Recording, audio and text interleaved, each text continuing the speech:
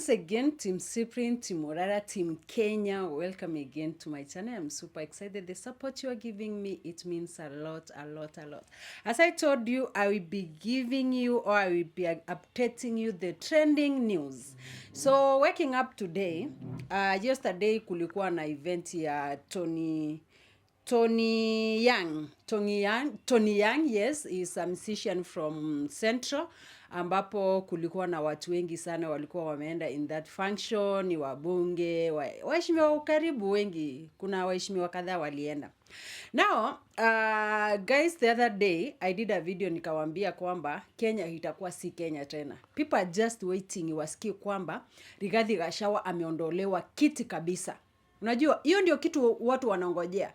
Yes, parliament MPs walimuimpeach, but walipeleka pale Senate, pia Gachagua ameenda pale kotini, the high court ikapeana kesi kwa Chief Justice Martha Koome. So we are just waiting, and I know many Kenyans are just waiting to see the breaking news. Wanataka waone kwamba breaking news, Gachagua impeached maybe by hiyo Chief Justice Koome, hiyo benchi yake yenye ataeka. Hiyo ndio kitu pekee watu wanangojea waweze kusikia. So after that, then we will see the reaction ya Wakenya. Sasa hivi hizi mnaona ni kidogo tu. Now in that event, Moses Kuria attended. Moses Kuria alifukuzwa, alikuwa anaimbiwa akiambiwa RUTO must go. And this is the Kenya now we are. Wakenya wamechoka, guys. Truth be told, Wakenya wamechoka. Na RUTO ni yule mtu ambaye hataki kusikia. Yani ninapomuona kanisani, kama leo hii nimemuona kwa kanisani pale Milimani, I'm like, ni maombi gani mtu anaomba wakati hawezi akasikiza Wakenya wenzake ama Wakenya wake, watu wake kilio chao? Pastor nimesikia wakiomba pale, tusameane. Yeye ako na damu gani, ako na roho gani hii, hawezi akasamea mtu, lakini ako pale kanisani kuomba. Mimi siku zote hautawahi nitoa kwa akili yangu kwamba wale watu ambao wanaenda kanisa ndio wanafanya dhambi mingi sana kuliko wale watu hawaendi. Because now, Rigathi Gachagua, yes, tunataka aondoke, but tunataka waondoke pamoja. Si eti RUTO amuondoe peke yake yeye abaki. Rigathi Gachagua alimuomba msamaha. Yeye ni mtu wa kanisa. Basi mbona kusema ameomba msamaha nimekusa? Hajawahi ongea. Amenyamaza kimya. Hajawahi ongea. Lakini every Sunday wako kanisani wanamuomba. Wanamuomba Mungu mgani huyu? Mungu mgani huyu wanamuomba? Anamwambia kwamba mtu akiomba msamaha usimsamee. Hata Biblia inasema Mungu mwenyewe alitusamea dhambi zetu. Akasema mwenzake akikosea, msamee. Kuna ile wimbo inasema aje, kama ndugu yako amekukosea, umuombe msamaha mara 70 mara 7. Yeye ni Mungu mgani huyu anaomba? Amemwambia kwamba kwa mali ngumu usimsamee mwenzako na usisamee Wakenya. Basi kama tulimkosea tunaomba tusamee. RUTO, the government yake imeua vijana wengi sana. Hao vijana ambao walikuwa wamesema wawe compensated, hawajawahi kuwa compensated, guys. Up to now, hawajawahi kuwa compensated. Huwa nashangaa, hii government ya RUTO ya waenda kanisa, bibi yake ni mtu anaenda kanisa, familia yake ni watu wanamjua Mungu. Huyu Mungu ambaye wanamjua, huyu Mungu ambaye wanamuomba, kwani ni Mungu mgani huyu? Because mimi najua wewe kama ni Mkristo na unaenda kanisa na unaomba tu vizuri, unajua kwamba unamwamini Mungu. Kuna yale mambo ambao ukisikia wananchi wako wanalia na wewe ndio kiongozi, unafaa kuwasikiza. Uambie Wakenya wenzetu ama watu wangu, nimesikia kilio chenu na ningependa kufanya hivi na hivi. You share minds. But we have been seeing youth being abducted, molested, and nothing has ever happened. Tuliona kijana wa Mombasa alikuwa molested. Imagine if that was your son, RUTO. That was your daughter amefanyiwa hivyo. Hama baba ya mtu amefanyiwa hivyo. Wewe ungehisi namna gani? But these people, they are taking us for a ride. They don't care about the common mwananchi. They only care about themselves. Wewe mwananchi, yani uko hapo tu, uko kama maua. They don't care. Yani hii ni Kenya gani tuko? Hii ni Kenya gani tunaishi kwamba Hatuna hata, yani saa hii hata ukijaribu kuinua kichwa tu unakunjwa tu, unaambiwa wewe patia president nafasi aongoze nchi, ako sawa. Ataki akosolewe. Ruto ni yule mtu ambaye hataki kusikia. Sasa mimi najiuliza, Wakenya wenzangu tulikosea wapi? Tuliimba tukasema yake ni 10. Nimeona sasa wanasema anaenda mpaka 2042. Yaani tumeanza kukaliwa, hawa viongozi wametubebea akili kiasi ya kwamba wanaona hatujielewi, hatujui tunatoka wapi, hatujui tunaenda wapi. Jamani, tunaelekea wapi kama Wakenya? Kama wananchi tunaelekea wapi? Kama viongozi ambao tumechagua waweze kututetea, ndio wanatuuza kwa kiongozi mwingine. Wao ndio wanapewa pesa ili kutuuza sisi wananchi. Yaani huwa inauma sana. Ukikaa hivi ufikirie vile hii nchi inapelekwa, yaani mpaka unashangaa unajiuliza kweli tuko nchi gani jamani? Yaani Ruto anataka tubebe tu vile anataka. Ketrako ndio hiyo imechukuliwa guys. I know you don't know. Ketrako ilishaenda. Inauma sana. Anyway guys, I just want you to watch this video yenye walikuwa wanaelezea jana venye Ketrako imeenda and so on. Muweze kuisikiza tu kwa makini, na hapo kwa comment section tuambie, je, unafikia kwamba Kenya itakuwa the same Kenya yenye ilikuwa mwanzo, ama sasa hivi mambo yamekuwa moto, ama mambo yamekuwa mabaya? To Team Morara, Team Cyprian, Team Kenya, all I can say thank you so much for supporting this girl. May Almighty God bless you. See you in our next video. Kuria. Na mheshimiwa Moses Kuria arũgamĩte na aini tũmuonaga magongona-inĩ maitũ, na koguo tondũ nĩoka gũsupport Tonian, mũreke atũgeithie ndagĩka nini, atũgeithie tũthiĩ na mbere. Karibu sana mheshimiwa.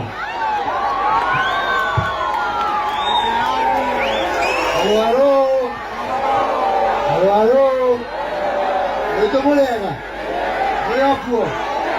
Walaka no mwadete. Nĩtũmũria atĩrĩrĩ. Okire gũkũ kũruta wĩra. Ũkĩra atĩa? Wala indo nĩguo. Ũkĩra atĩa?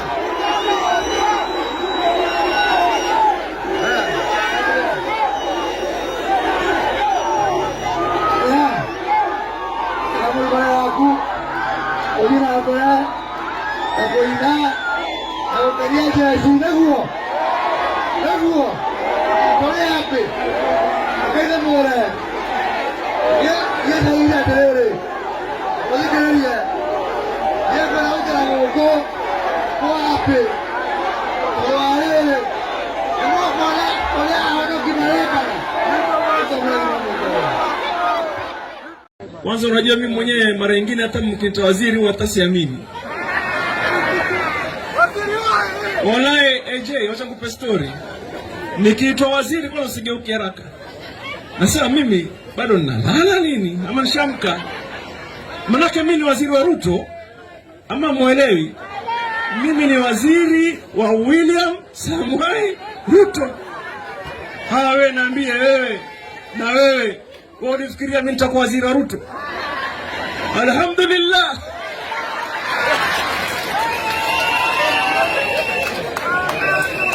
Sasa mimi ni waziri kamili katika serikali ya William Samuel Ruto. Situmshukuru. Watu wa Kwale wasema nini? Alhamdulillah. Sijasikia bana. Ndio mimi sasa. Na mimi nikiwa hapa, mimi ni serikali kamili. You had to say next, but sijui mbona alinyamazishwa, but I think I really wanted to hear what he had to add on to what he had already said, because he was speaking very serious matters. I know there are some of us who've come out that we want to probably be at the forefront or in a way lead the movement. But that does not give someone rights to be entitled or to feel like now everything is around them, or everything should be, the world should be rotating around, or rather revolving around them.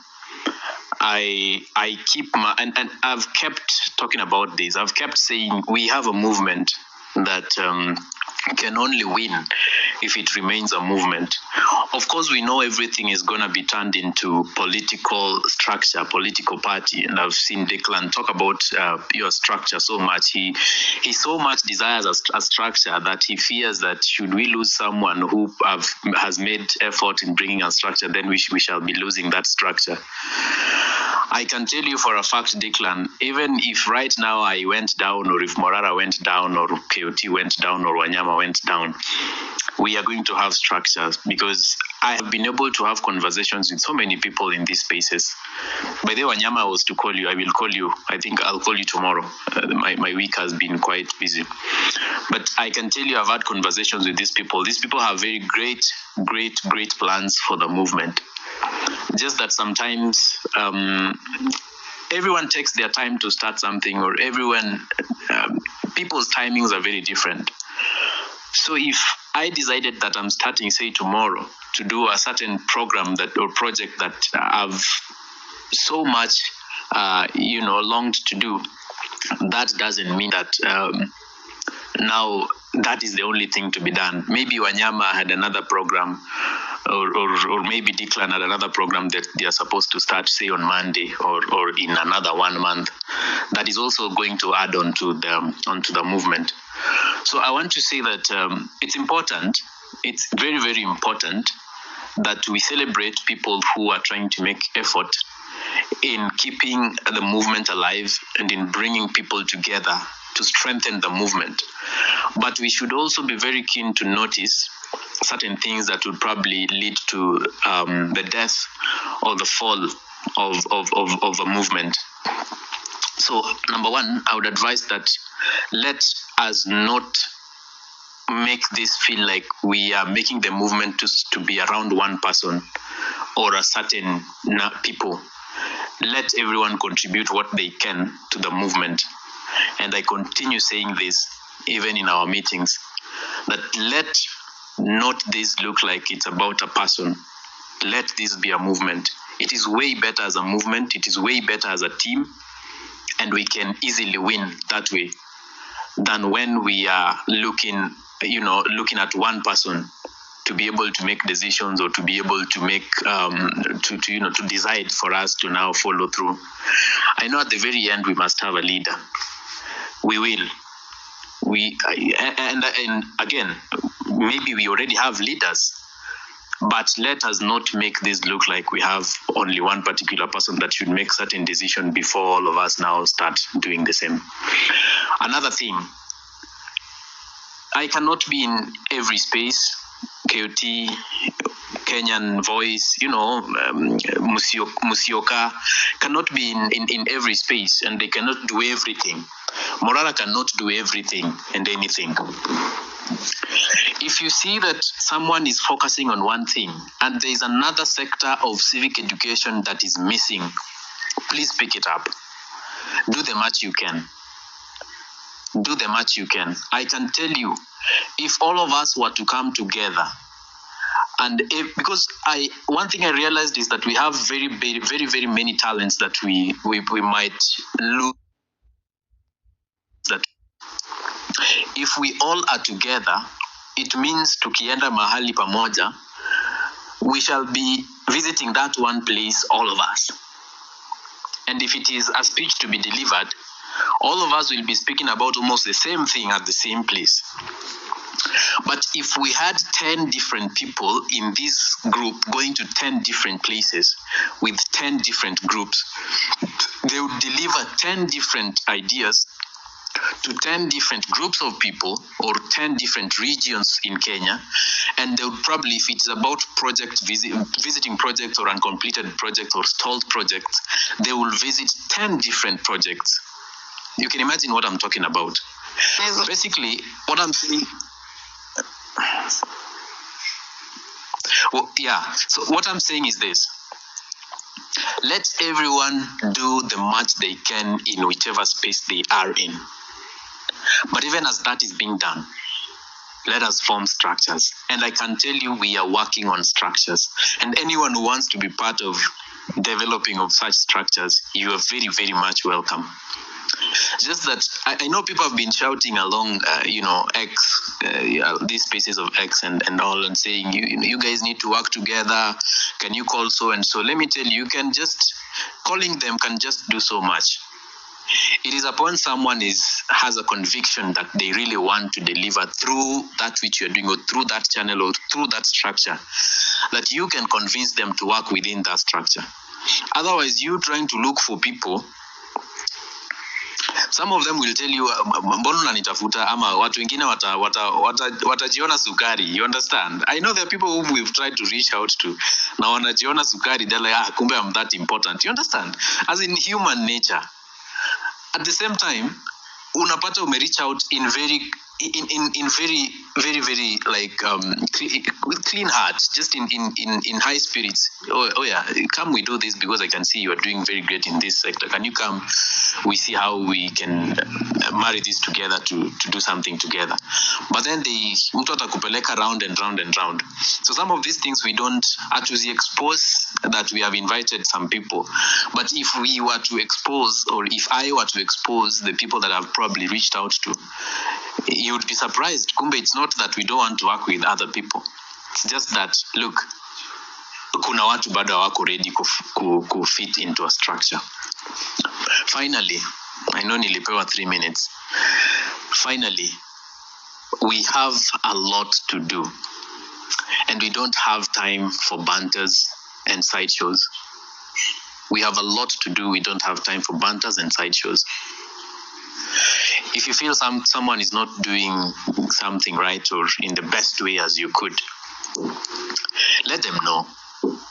Advice, just advice. But you should not be so entitled that someone must do something the way you want it to be done. Because again, we are different. So, I believe we must go back to the streets. I know that's crazy, but yes, we must go back to the streets.